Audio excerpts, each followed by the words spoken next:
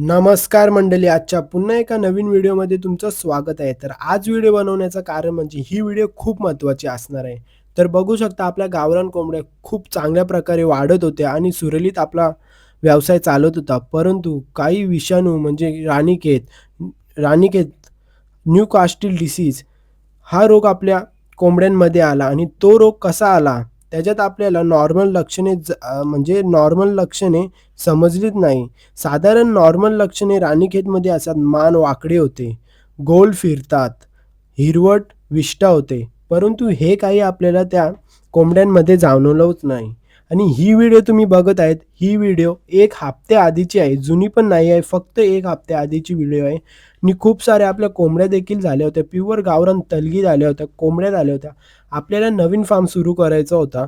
परंतु हा अनुभव एक असा होता, आपण नवीन फार्म सुरू करतो, पण अचानक आपल्या जुन्या कोंबड्या असतात. आपल्याला त्या कोंबड्यांपासून आपला व्यवसाय पूर्ण मोठा करायचा असतो. त्याच कोंबड्या मरतात.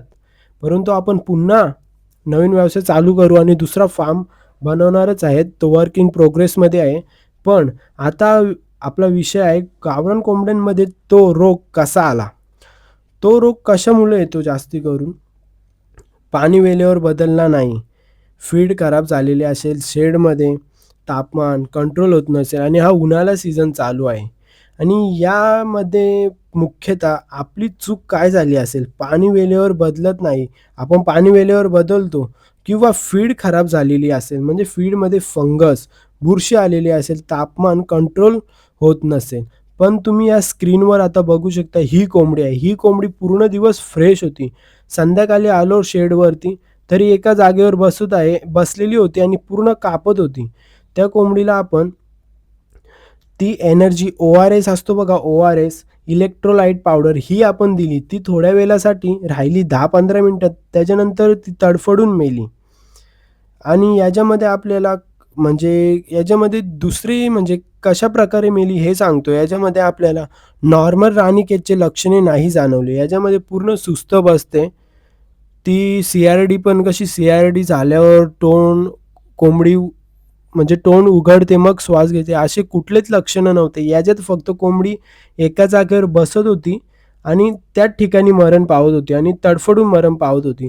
आणि CRD झाला असतं तर त्यांच्या कफ झाल्यावर कसा खरखर आवाज येतो तसा झाला असता. डोळे लाल पडले असते आणि पूर्ण वीक झाली असते आणि पंख खाली गेले असते. CRD झाल्यावर आपल्याला लगेच समजतो. परंतु हा राणीखेतच होता. कारण की याच्यामध्ये आपल्याला काही कोंबड्या अचानक सुस्त पडत होत्या, काही तडफडून लगेच मरत होत्या, काहींचे पाय कापत होते, तर काही अचानक मरत होत्या. यामध्ये आपण राणीखेतला इंग्लिशमध्ये न्यूकास्टल डिसीज म्हणतो. यामध्ये 3 प्रकार आहेत. लाईड म्हणजे समस्या प्रकार. त्याच्यात हलकी सर्दी होते, खोकला होतो, शिंकतात कोंबड्या. तर आपण हे सर्व टाळलेलं होतं. यांना आपण कडुलिंबाचा आणि ओवा असतो, याची आपण त्यांना संध्याकाळी वाफ दिलेली पण होती. 2-3 कोंबड्या मेल्या. त्याच्यानंतर आपण कंटिन्यू 2 दिवस त्यांना वाफ देखील दिली. अंडी कमी होतात आणि या स्टेजमध्ये ही पहिली स्टेज आहे. माईल्ड समस्या प्रकार. लेंथ म्हणजे ती माईल्ड प्रथम प्रकार आहे. त्याच्यामध्ये आपली खूप कमी मॉर्बिडिटी होती. मृत्यू कोंबड्या कमी पावतात.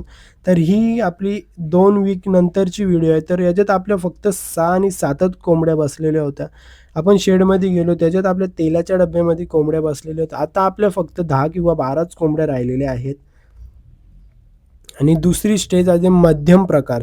याच्यामध्ये श्वास घेण्यात त्रास होतो, सुस्त कोंबड्या बसतात आणि काही कोंबड्या मरतात. हा आपल्याकडे रोग आला होता राणीखेतमध्ये मध्यम प्रकार. याच्यात सुस्त आणि श्वास घेण्यासाठी कोंबड्यांना त्रास होतो, अचानक मरतात. आणि तिसरा लक्षण आहे सर्वात धोकादायक प्रकार. मान वाकडी, गोल-गोल फिरणे, हिरवी विष्ठा करणे आणि अचानक मृत्यू. हा 80 ते 100% पर्यंत जाऊ शकतो. आपल्या शेडमध्ये जेवढ्या कोंबड्या असतात तेवढ्या मरू शकतात. परंतु हा आपल्याकडे आला नाही. आपल्याकडे मध्यम प्रकारचा आला. त्याच्यामध्ये फक्त कोंबड्या सुस्त्या आणि अंडी तर देतच नव्हत्या आणि काही कोंबड्या डायरेक्ट मरत होत्या. आणि आता या महिन्यामध्ये मार्चमध्ये उष्णता खूप जास्ती होती. आपण या झाडांखाली त्यांना पाणी देखील मारत होतो. पण ते व्हायचं होतं ते होतोच. तर आपण आता पूर्ण नवीन फार्म सुरू करणार आहोत. तर तुम्हाला आजची व्हिडिओ कशी वाटली? व्हिडिओ आवडली असेल तर चॅनलला सबस्क्राईब करा. धन्यवाद.